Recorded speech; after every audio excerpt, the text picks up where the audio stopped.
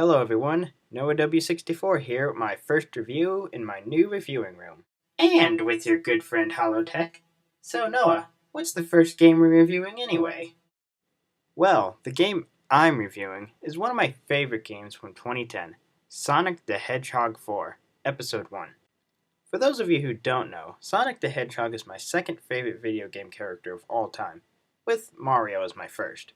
Sonic the Hedgehog, Isn't he that character that was in one of the worst games ever made?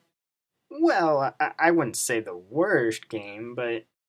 And wasn't he in those really stupid games where he was like in a storybook and he had a sword or something? Yeah, but those weren't really. And wasn't he a werewolf in that other game? It's not called a werewolf, it's a werehog, as ridiculous as that sounds.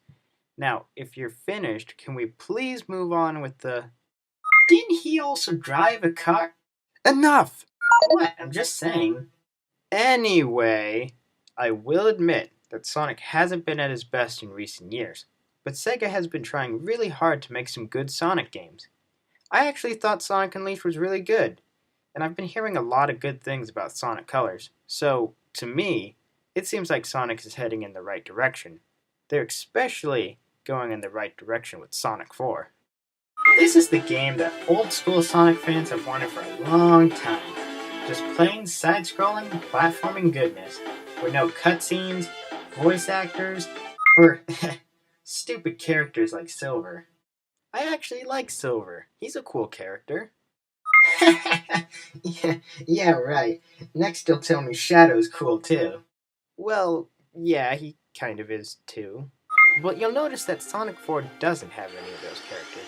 It only has Sonic and Eggman, which is a good thing because we've been getting way too many characters recently. You know, there are some characters that we like Tails and Knuckles, of course, but then there are some that we just all absolutely hate, like a certain fat cat. What's really cool is they brought back some of the badniks from the original games, like Motobug, Buzzer, and Shellcracker. I loved those little robots from the original games. They were so cool, and they were a lot of fun to smash. The more recent robots from the newer games are kind of bland and uninteresting, so I thought it was nice to see the old badniks again. But some of them piss me the hell off, like that Praying Mantis guy who always seems to hit me no matter what I do. There's also no voice acting at all in this game. So all those people who complain over which person should voice Sonic or Tails or whatever, they don't have to complain with this game. There's not much of a story either. Eggman is still turning all the little animals into robots, and it's up to Sonic to stop them. It's as simple as that. And that's not a bad thing. A lot of people say the original games were better than the new games, even though they never had voice acting or, hell, even a story. Yeah, who needs a story or voice acting anyway? Mario has done fine without either of them, and he's still making good games. Another thing they brought back from the original games is the stages. I mean, sure, Splash Hill Zone isn't really Green Hill Zone, but you can tell it's inspired from it, and it feels just like it. Then there's Casino Zone, which I absolutely love, Labyrinth Zone, and Mad Gear Zone. The Mad Gear Zone is completely filled with those Praying Mantis guys. Your favorite, right? Hardly. Playing all these new zones feels just like playing all the old ones. They're just as much fun and just as hard. They even brought back the special zones, which Noah really doesn't like. It's not that I hate them, they're just challenging, and they always seem to get me angry for some reason. Yeah, half the time it seems like he's gonna turn into Hulk or something. I don't get that angry. Anyone who has played a Sonic game knows that when you get to a special zone, that's where you collect the Chaos Emeralds. And when you collect all 7 of them, you could turn into Super Sonic. Super Sonic is really cool because you can just blast right through everything and nothing will hurt you. Well, of course, unless you fall down a hole or get crushed by something, then you'll be killed. But other than that.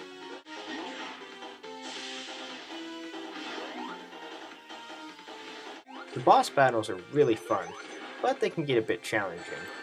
The first one you fight is just like the original from Sonic the Hedgehog 1, but with a new move added to it. The other bosses all have their own little patterns you have to learn in order to beat them. The one that I really hated the most was the Casino Zone boss, because I kept getting stuck on those stupid flipper things, and the bounce pads just kept knocking me down. It sure as hell took you long enough to beat the bosses, and then, when you finally got to the final stage, the Egg Station Zone, you had to fight them all again, and then you could fight the final boss.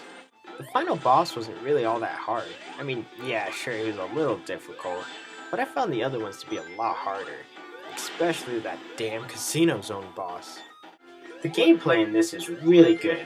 It's just like the original games, but with a few new features added to it, like the homing attack. All the new Sonic games now have the homing attack. It's pretty much a standard attack by now. But it actually feels pretty natural in Sonic 4, even though it was never in the original games. It just sort of helps things be a little easier. All the zones have a cool gimmick in them, like the vines and the slider things in Splash Hill, the dark level with the torch, the awesome card road, and many others. These things help keep it fresh so it doesn't feel like you're doing the same thing in each act. Everything in this game is just amazing. I also really love the music too. One thing that I've always loved about the Sonic games is the music, both from the old games to the new ones. It's just some of my favorite music of all time in video games, and Sonic 4 is no exception. It sounds just like something you'd hear from the old original Genesis games. He sure does love Sonic music a lot. It's about the only thing he ever listens to. Frankly, I'm getting annoyed of it. Well, I'll just be sure to listen to it more often then. I'd have to say that my favorite song in even level is Act 3 from Splash Hill Zone. I don't know why, it just sounds so great, and the level is just a lot of fun to play. Plus, the sunset in the background just makes it look amazing. So as you can obviously tell, I was really satisfied with this game. This was made for Sonic fans, and I can't think of any reasons why they would hate it.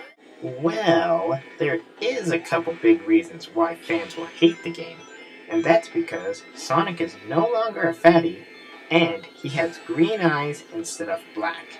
Two very good reasons if I do say so. Those are some of the dumbest reasons I have ever heard. Like anyone would complain about that. Well, I'm gonna give Sonic 4 Episode 1 4 out of 5 goggles.